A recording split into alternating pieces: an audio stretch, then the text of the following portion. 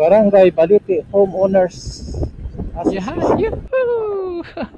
So ngayon, nandito po tayo ngayon sa may ito, no?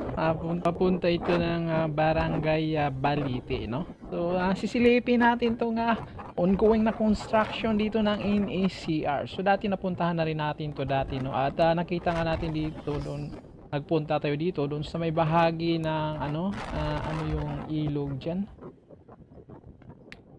Sa may Sapang Balin, no? So nakita nga natin dati na mayroon na silang nilalagay doon ng mga sheet pile, no, para sa yung construction ng siguro probably sa mga poste na yon.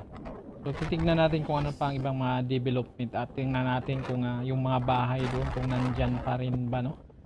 So magmula doon sa may MacArthur Highway, nasa ilang metro din ito, no? Itong tinatawiran o itong dinadaanan ng release ng train, kasi humihiwalay nga ito dito sa may parte ito. At itong bahagi dito sa may Balite ay ito po yung parang kalagitnaang bahagi ito ng San Fernando Station at Angeles Station. Dahil itong San Fernando at Angeles Station, ito po yung may pinaka malayong agwat ng distansya ng istasyon dito sa NACR sa may parte ng Pampanga. Nasa 14 kilometers ang layo nitong dalawang istasyon approximately, no? Yun po ang so ngayon sisilipin natin dahil matagal na tayong hindi nakabalik dito.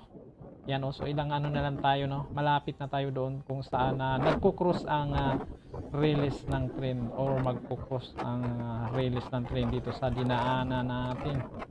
So yan, titignan natin, no, kung ano nang development sa may bahaging ito. At dahil dito nga rin banda yung nila, no, casting yard ng CPNO3 or yung Italian Thai anong karugtong, ano?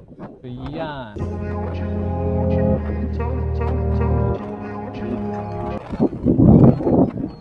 So ito, yung pinupistohan natin. Hanggang doon. Yung doon banda dyan, yan po yung kanilang casting yard. Pasukin. Subukan natin puntahan. Ito. Nakabako. Dati pa ito nakabako dito. Nakatingan na ng mga truck. So ngayon sa direct shift tayo papuntang San Fernando Station. First time natin makakakaan. Tingnan natin kung hanggang saan tayo pwede yung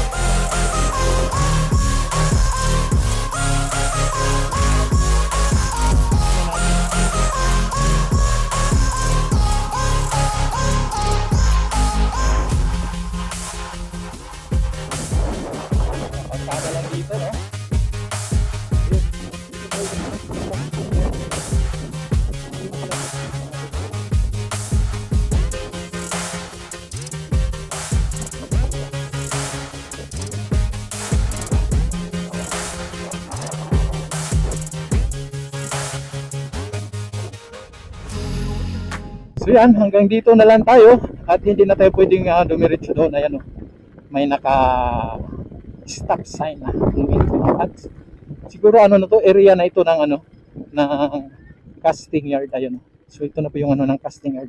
So babalik na tayo. Yan, at makita natin para may mga poste na, yun, no? Kita nyo yan, so may mga poste na papunta doon. Tingnan mo yung poste nila, no? Atras ng konti. So ito sa CPNO3 na ito, ayan, merong ayan, merong isang poste na hindi umi-straight. Poste na ba yan? Tingnan natin tong dito. Ayan, yung GCR. Diyan po yung casting yard ng CPNO3. Ayun, ayun, hindi siya poste, mga box girder. Kala ko mga poste kasi hindi nga siya straight eh. Mga box girder. Tignan natin itong ano dito.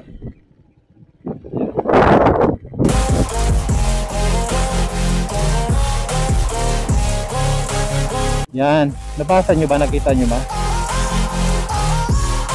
Yan o. Malurs Clark Railway Project.